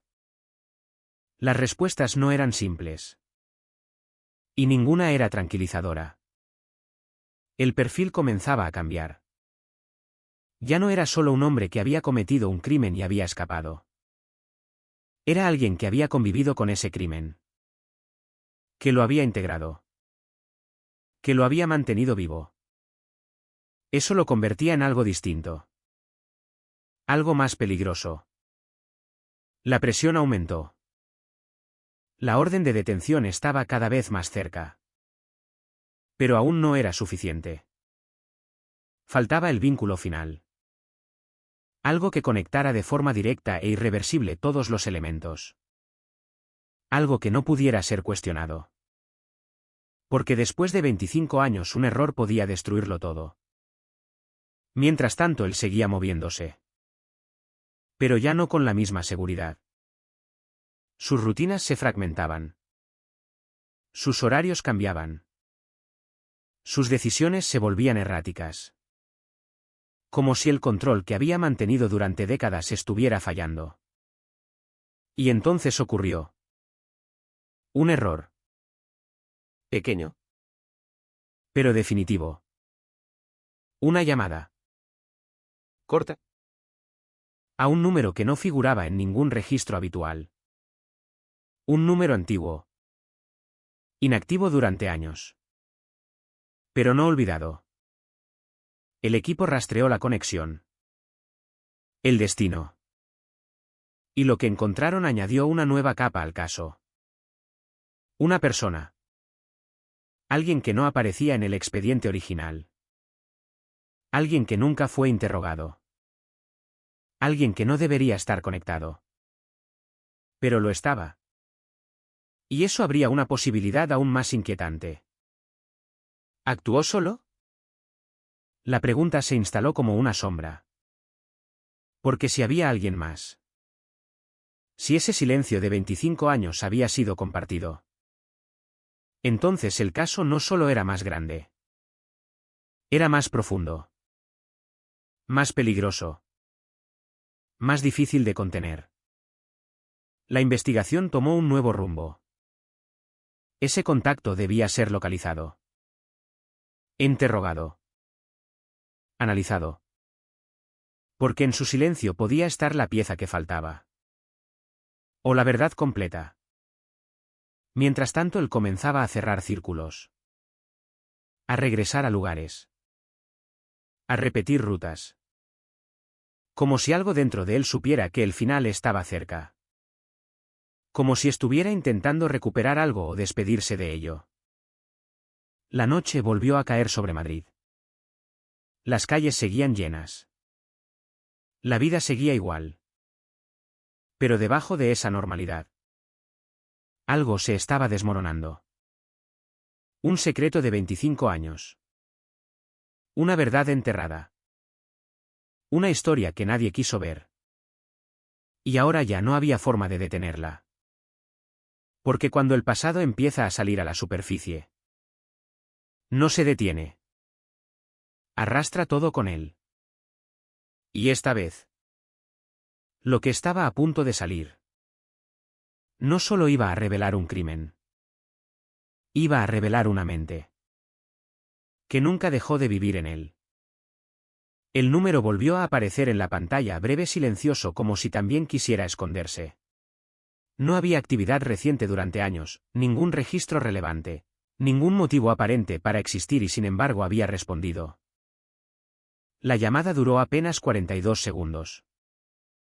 Suficiente. Suficiente para abrir una puerta que nunca debió tocarse. Los investigadores reconstruyeron la conexión con precisión milimétrica. Torres de señal. Trayectoria. Punto exacto de origen. Todo convergía en una dirección concreta, un lugar que no figuraba en el pasado del caso pero que ahora empezaba a adquirir peso. Un apartamento. En las afueras. Lejos del ruido. Lejos de miradas. Demasiado lejos para ser casualidad. El equipo no actuó de inmediato. Observar era más importante. Entender aún más. Porque si había alguien al otro lado de esa llamada, ese alguien llevaba 25 años en silencio. Y el silencio nunca es vacío. Siempre guarda algo. La vigilancia se trasladó. Días de espera. Horas de seguimiento. Rutinas ajenas. Movimientos que no parecían encajar hasta que empezaron a hacerlo. La persona que ocupaba ese apartamento no era desconocida para los registros pero tampoco relevante. Sin antecedentes. Sin vínculos visibles. Una vida discreta casi invisible. Demasiado invisible. Como si hubiera sido diseñada para no ser vista. Y entonces el patrón emergió. Pequeñas coincidencias. Fechas que se cruzaban. Ubicaciones compartidas en momentos clave. Nada concluyente por sí solo. Pero juntos formaban algo más. Algo que no podía ignorarse. El equipo empezó a considerar lo impensable. No era solo él. Nunca lo fue. La historia tenía más de una voz. Más de una presencia. Más de una sombra moviéndose en paralelo durante todos estos años. La presión aumentó. Las decisiones debían ser precisas. Un movimiento en falso podía hacer que ambos desaparecieran. Y después de tanto tiempo no habría una segunda oportunidad. Se autorizó una vigilancia conjunta. 2 puntos. 2 objetivos. 2 vidas aparentemente separadas pero ahora conectadas por un hilo que llevaba directo a 1998. Y entonces ocurrió. Un encuentro. No planeado. No frecuente. Pero real. Captado por una cámara lejana casi fuera de ángulo como si incluso la imagen dudara en mostrarlo. Se cruzaron. En una calle secundaria. Sin palabras. Sin gestos evidentes. Solo una mirada. Breve. Directa. Reconocida. Y siguieron caminando. Como si nada. Pero no era nada. Nunca lo es. Porque después de 25 años 2 personas no se miran así sin motivo. El análisis de ese instante se repitió una y otra vez. Frame por frame. Detalle por detalle. Y en cada repetición la misma sensación. Familiaridad. Historia. Un vínculo que no necesitaba palabras. Eso lo cambiaba todo. Porque ya no se trataba de reconstruir un crimen. Se trataba de reconstruir una relación. Una relación que sobrevivió al tiempo, al silencio, a la distancia. Una relación que nunca se rompió. Y eso era más peligroso que cualquier evidencia física. El equipo decidió actuar. Pero no con arrestos. Aún no. Primero presión. Interrogatorios separados. Simultáneos.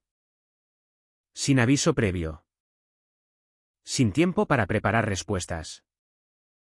Sin espacio para coordinar versiones. Porque si algo había mantenido este secreto durante 25 años era la coherencia. Y la coherencia se rompe bajo presión.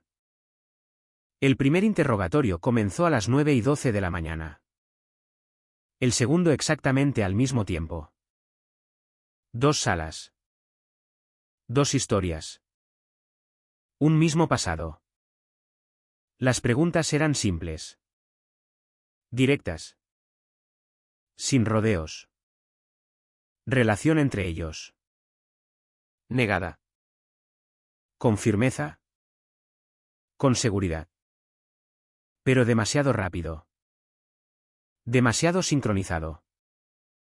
Como si esa respuesta ya hubiera sido ensayada. Durante años. Los investigadores no reaccionaron.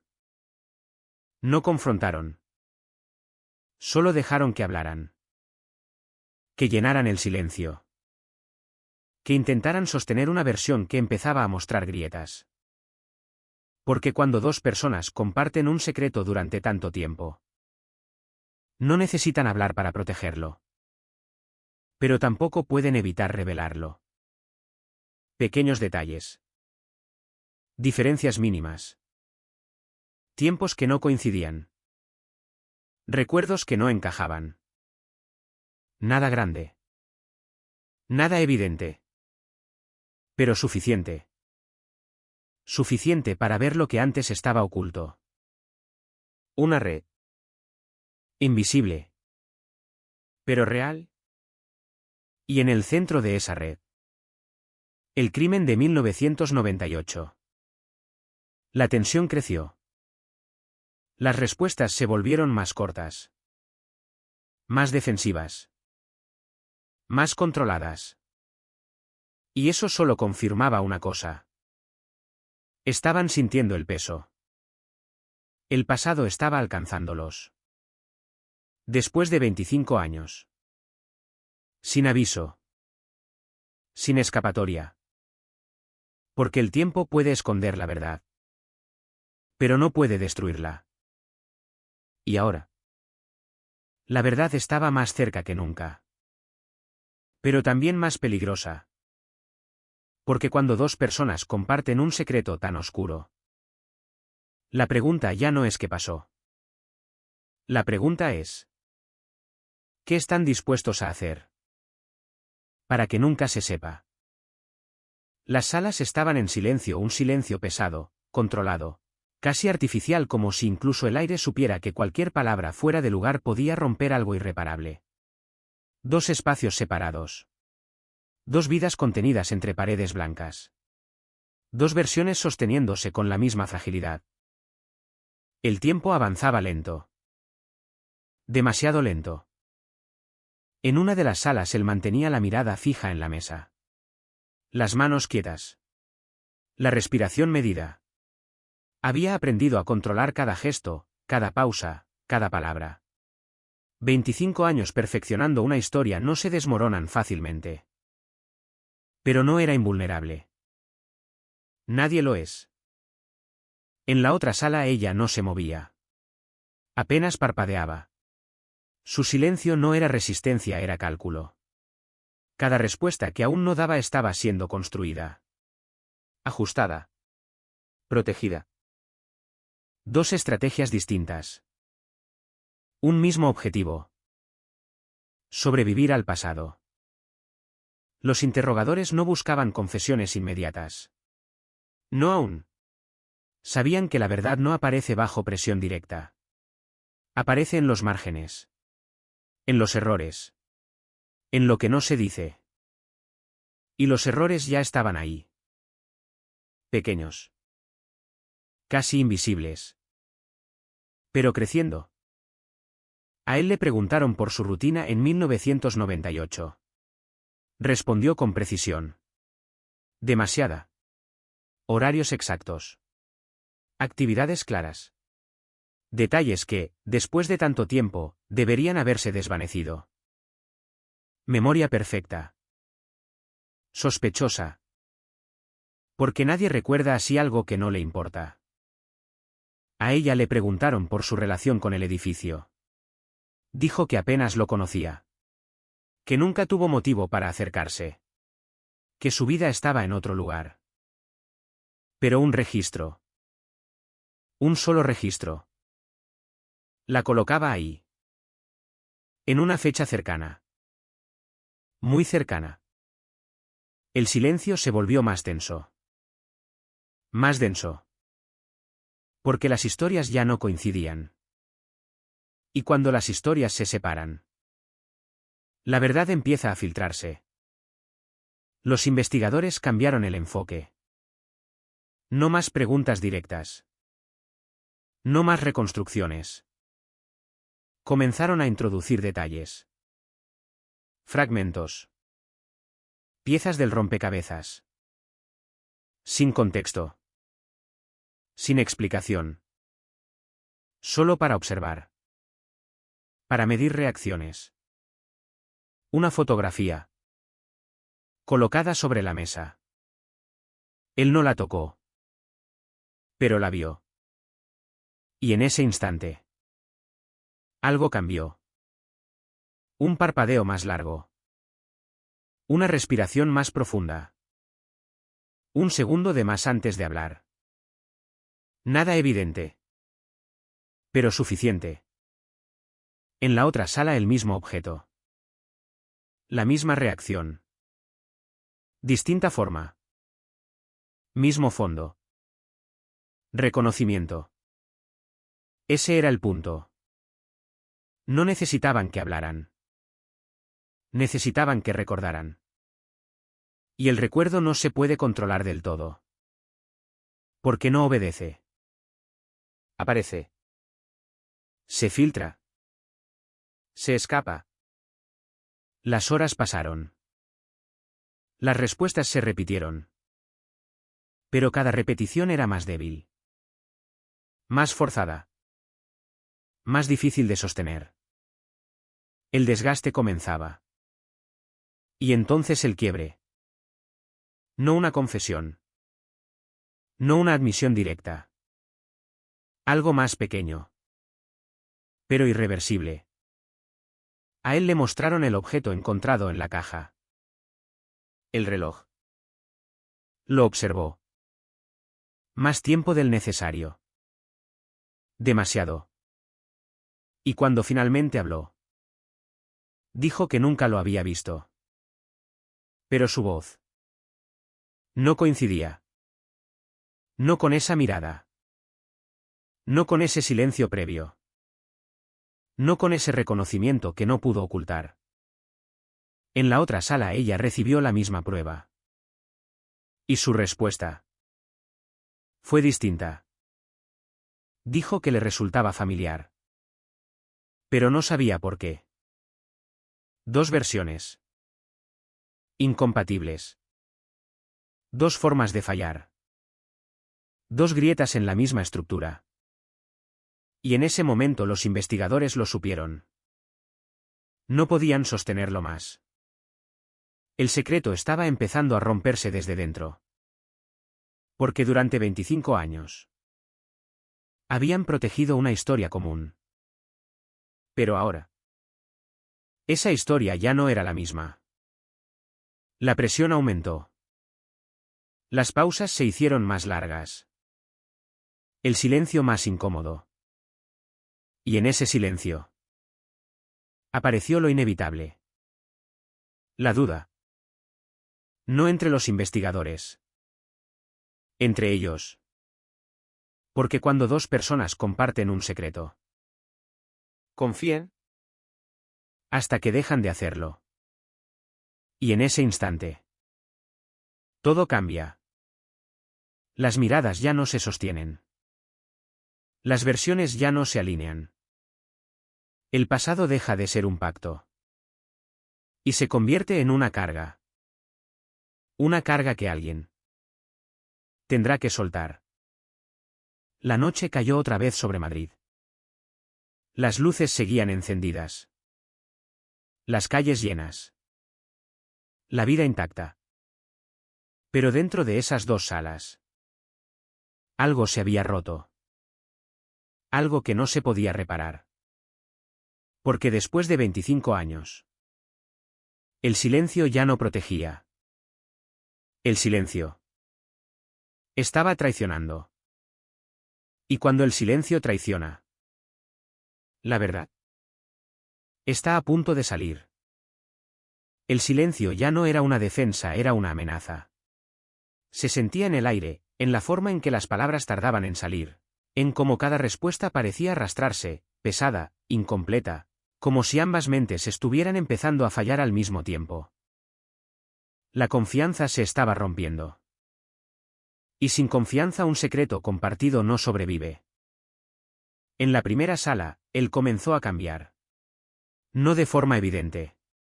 No de manera dramática. Pero algo en su postura cedió.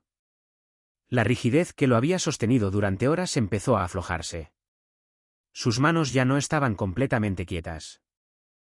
Sus dedos se movían apenas un ritmo irregular como si su cuerpo estuviera reaccionando antes que su mente. Los interrogadores lo notaron. No dijeron nada. Solo esperaron. Porque sabían que ese tipo de cambio no se fuerza. Se deja crecer. En la otra sala, ella también estaba sintiendo el peso. Pero su reacción era distinta. Más interna. Más contenida. Su mirada ya no estaba fija. Se movía. Evitaba. Regresaba. Como si algo dentro de ella estuviera intentando reorganizarse, encontrar una nueva versión, una salida. Pero ya no había salida. No después de lo que había pasado. Los investigadores decidieron dar el siguiente paso. No con pruebas. No con confrontación directa. Con algo más simple. Más peligroso. La verdad fragmentada. A él le dijeron que ella había hablado. No detalles. No confesiones. Solo eso. Una frase. Suficiente. Su reacción fue inmediata. No de ira. No de sorpresa. De cálculo. Un silencio largo. Demasiado largo. Como si en ese instante estuviera revisando 25 años de historia, buscando qué podía haber dicho ella, que podía haber cambiado, que parte del secreto ya no estaba bajo control. Ese era el punto. En la otra sala lo mismo. Le dijeron que él había comenzado a colaborar. Y algo en su expresión se quebró. Muy leve. Pero irreversible. Porque en ese momento el pacto se rompió. Sin palabras. Sin acuerdo. Solo con duda. Y la duda es el enemigo más peligroso de cualquier secreto. Las horas siguientes fueron distintas. Las respuestas ya no eran firmes. Eran cautelosas. Defensivas. Llenas de pausas. De correcciones. De pequeñas contradicciones. Como si ambos estuvieran caminando sobre una superficie que ya no era estable. Y entonces ocurrió. Un desliz. Mínimo. Pero definitivo. A él le preguntaron por la caja. No cómo llegó. No quién la enterró. Solo por su existencia. Y en su respuesta. Usó una palabra. Una sola. Pero esa palabra no estaba en la pregunta. No había sido mencionada. No había sido sugerida. Y sin embargo él la dijo. ¿Dentro? Se detuvo. Demasiado tarde. Porque ese detalle solo podía venir de alguien que sabía. No de alguien que suponía. No de alguien que imaginaba. De alguien que estuvo ahí. El silencio se volvió absoluto. Pesado. Irreversible. Los investigadores no reaccionaron de inmediato. No necesitaban hacerlo. Porque el error ya estaba hecho. En la otra sala algo similar. Una pregunta sobre el objeto. El reloj. Ella dudó. Un segundo. 2. Y luego dijo algo que no debía. Describió un detalle. Pequeño. Pero específico. Un rasguño. En un lugar que no se veía fácilmente. Un detalle que no podía conocer. A menos que lo hubiera tenido en sus manos. Las dos salas ya no estaban separadas. Estaban conectadas. Por errores. Por recuerdos. Por verdades que comenzaban a escapar. La tensión cambió. Ya no era contención. Era inminencia. Porque en ese punto no se trataba de si hablarían. Se trataba de quién lo haría primero. ¿Y por qué? El equipo lo sabía. Lo sentía. Ese momento. Estaba cerca. Muy cerca. Porque después de 25 años. Después de silencio. Después de mentiras. Después de control absoluto. Todo se reduce a un instante. Un instante en el que alguien ya no puede sostenerlo más. La noche avanzaba. Las luces seguían encendidas. Las sombras más largas. Y dentro de esas salas, dos historias comenzaban a colapsar. No por la fuerza. No por la evidencia. Sino por algo más simple. Más humano. ¿El miedo? Miedo a ser el último en hablar. Miedo a cargar solo con todo. Miedo a que el otro ya haya hablado. Y cuando el miedo entra, la verdad siempre encuentra una salida. El aire ya no se podía sostener, se había vuelto demasiado denso, demasiado cargado de lo que no se decía.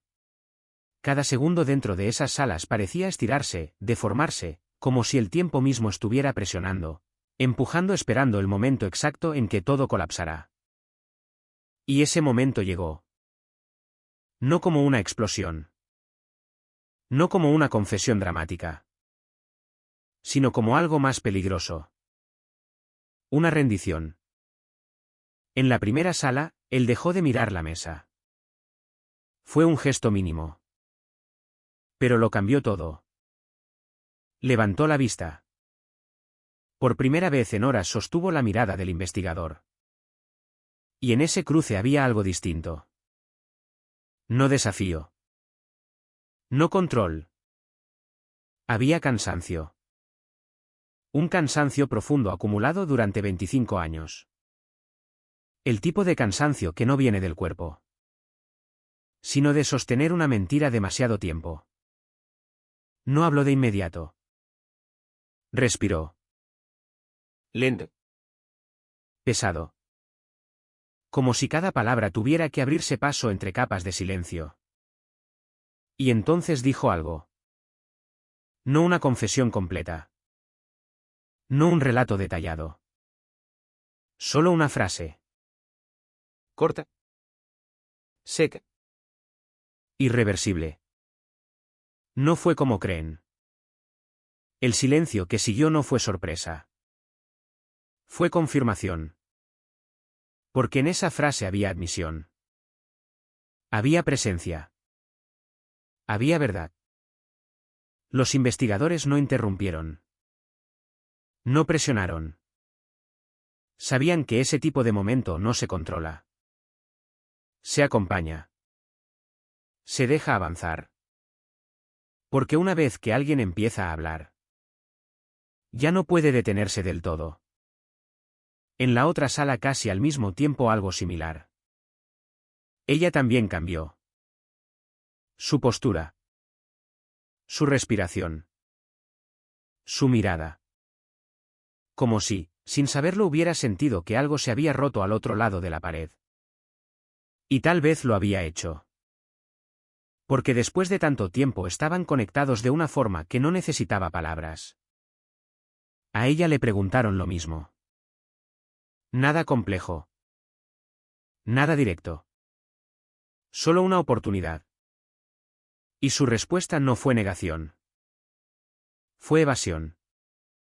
Pero una evasión distinta. Más frágil. Más humana. Dijo que había cosas que no se podían explicar. Que había decisiones que se toman en segundos y que después duran toda la vida. No era una confesión. Pero tampoco era inocencia. Era algo intermedio. Algo que comenzaba a tomar forma. Las dos salas ya no eran necesarias.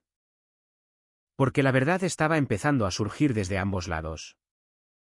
El equipo tomó una decisión. Arriesgada. Pero necesaria. Unirlos. No físicamente. No aún. Pero sí estratégicamente. Fragmentos de una declaración llevados al otro lado. Frases incompletas. Ideas sin contexto. Lo suficiente para generar una reacción. Y funcionó.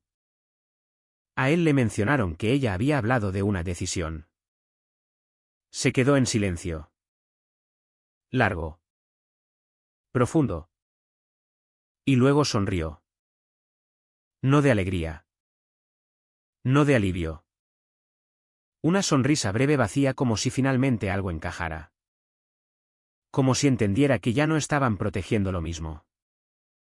A ella le dijeron que él había dicho no fue como creen. Cerró los ojos. Un segundo.